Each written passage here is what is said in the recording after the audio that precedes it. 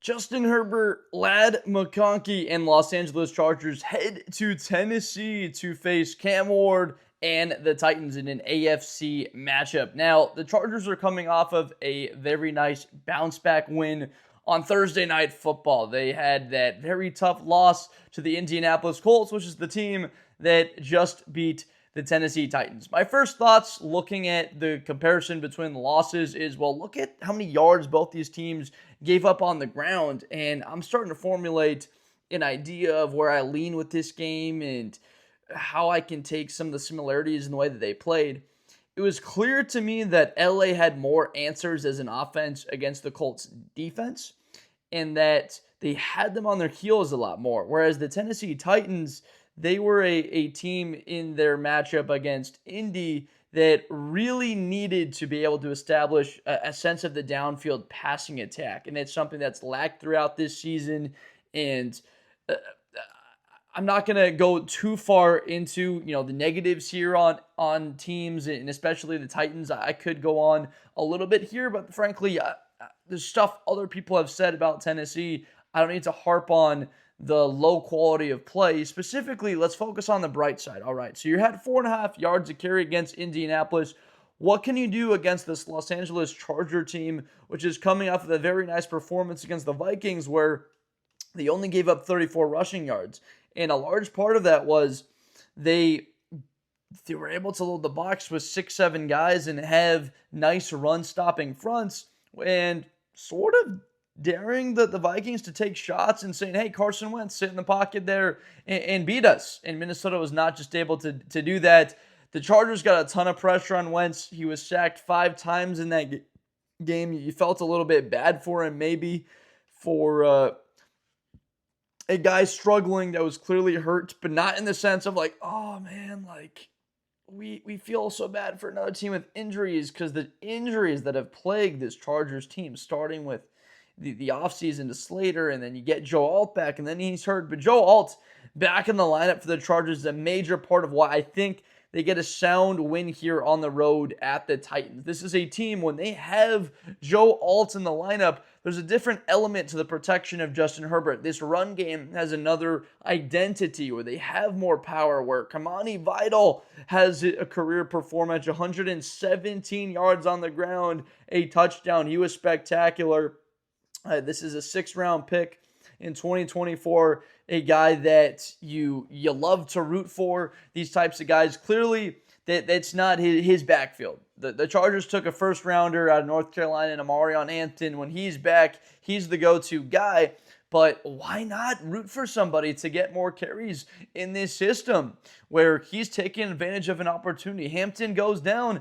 All of these coaches, Jim Harbaugh, he's going to talk about it. Next man up mentality. He steps in and does an excellent job. I am also going to speak to Justin Herbert. His decisive decision making, right? Being able to take off and run. He sees a gap of space. I'm not going to try and create and look for more. I'm going to take 9 yards, because 9 yards is a pretty good gain.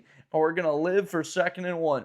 Or I'm going to pick up 12 yards on the ground, pick up this 1st down, and then we're going to march the football down the field. I'm going to take that nice chunk of yards, keep the drive going, instead of being a little bit greedy. Being greedy is the key word and phrase here for a Chargers team. And Justin Herbert specifically, who at times in his career can get a little bit with the hand in the cookie jar, looking for a little bit more than he needs. And that's the version of him you're seeing this year. He's taking what the defense is giving him a lot more. He can put the cape on and be Superman and create as well as anyone else.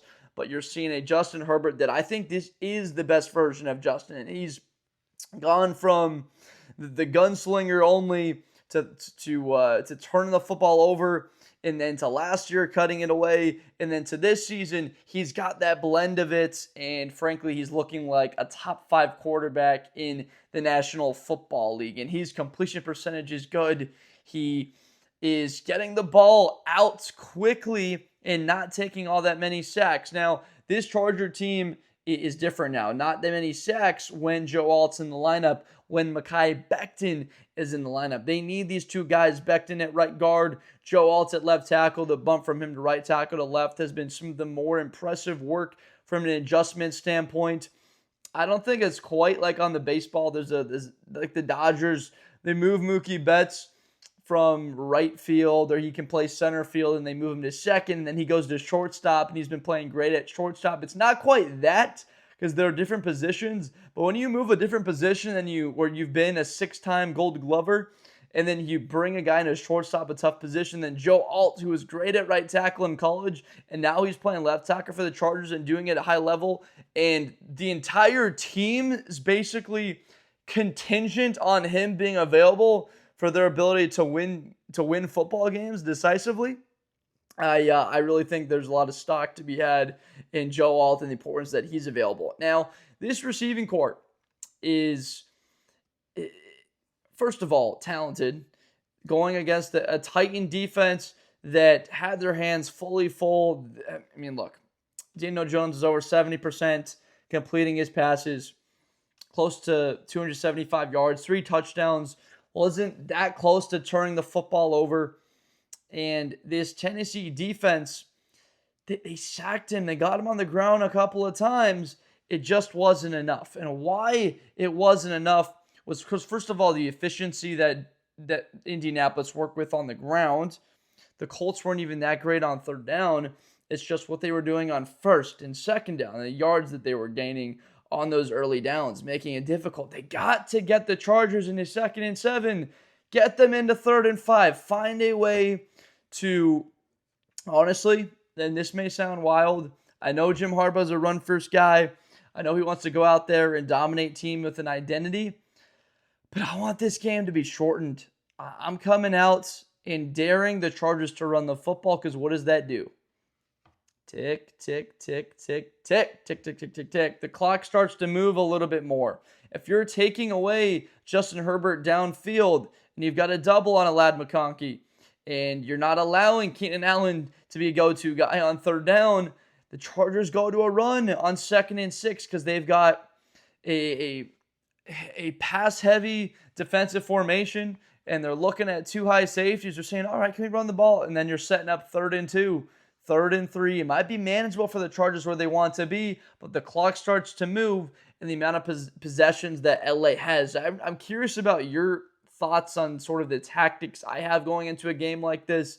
I believe that LA, with Justin Herbert standing there in the pocket and he throws the football 40 times, that's a recipe for disaster. Because yes, he might turn it over. Yes, you can get to him 3 times and sack him.